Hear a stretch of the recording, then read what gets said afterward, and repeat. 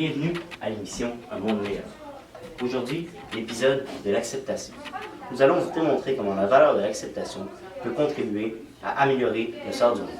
Nous vous le présentons sous plusieurs angles et plusieurs exemples. Bonne émission! Pour commencer, l'acceptation raciale. Nous retournons il y a 5 ans, lorsque j'ai moi-même interviewé M. Nelson Mandela, qui nous parle de son acte qui a changé le monde et contribué à l'acceptation de la race noire. Nelson Mandela! Ouf, quelle conférence! Monsieur Mandela, une entrevue s'il vous plaît. Oui, avec plaisir, mais faites ça rapidement. Merci d'accepter de me rencontrer. Alors je me demandais, dans vos actes, qu'est-ce qui contribue à rendre le monde meilleur? Malheureusement, je suis allé en prison pendant 28 ans parce que j'ai lutté contre le racisme et la ségrégation raciale en Afrique du Sud pour que la communauté noire soit acceptée. Et suite à ça, vous êtes devenu une icône mondiale En pour la effet, communauté noire. je suis devenu le premier président noir. premier? Oui, le premier président noir en Afrique du Sud. On peut vraiment dire que la valeur de l'acceptation ressort chez nous. Oui. M. Mandela vient ici présentement avec un membre alors, du comité allié. Comité allié qui a été fondé par Chloé Gilbert Savary ainsi que Marianne Beaupré. Tu vas nous parler de qui sont-ils et que font-ils? Eh bien, le comité allié, c'est un comité qui veut lutter contre l'homophobie dans la société d'aujourd'hui. Et que font-ils concrètement pour rendre le monde meilleur? Eh bien, nous distribuons des affiches contre l'homophobie et pour l'acceptation des personnes homosexuelles. On m'a parlé aussi d'une journée contre l'homophobie. Oui, ça c'est principalement la journée où nous faisons nos actions. Et c'est le 17 mai. Parfait. Merci beaucoup, c'est ce qui conclut l'entrevue. Toujours pour la valeur de l'acceptation, on se transporte maintenant à l'université d'Oxford pour rencontrer l'historien Bertrand Bellil pour parler de Rosa Parks. Monsieur Bertrand Bellil, merci d'accepter de me rencontrer. Alors, pouvez-vous me dire qui est Rosa Parks? Qu'a-t-elle fait pour rendre le monde meilleur?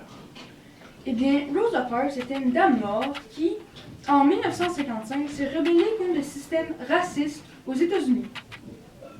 Et c'est non seulement son geste qui est très important, mais elle a été une idole, une inspiration pour plusieurs manifestations dans le futur pour accepter les Noirs dans la société blanche. Pouvez-vous me dire concrètement qu'a-t-elle fait?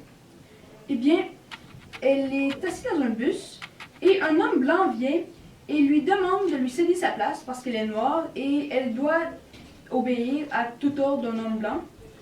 Et Rosa Parks allait refuser de faire ceci.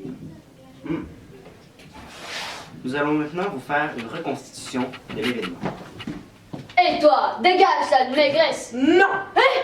Oh Dieu, appelez la police! Ça ne doit pas se passer comme ça, vous Après verrez! cette merveilleuse entrevue de M. Bertrand Bellil, l'historien de l'université d'Oxford, on se transporte à Montréal où une marche non organisée. Pour le droit des femmes!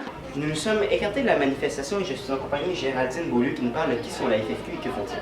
Le FFQ, c'est un organisme qui a été fondé en 1996 par Thérèse Casgrain à Montréal. La première marche mondiale des femmes a été menée en 2000. Que font-ils concrètement pour l'acceptation des femmes dans la société? Grâce à eux, le gouvernement a imposé plusieurs lois, comme la loi pour l'équité salariale, la Charte mondiale des femmes pour l'humanité. Merci. Alors maintenant que nous avons terminé Vous avez oublié quelqu'un, mon idole, Coco Chanel. C'était une première pour l'acceptation des femmes dans la société. Elle a commercialisé les polos et les pantalons pour les femmes. Elle supprima le corset en 1906 et elle privilège les tenues pratiques. Selon elle, les femmes sont égales aux hommes.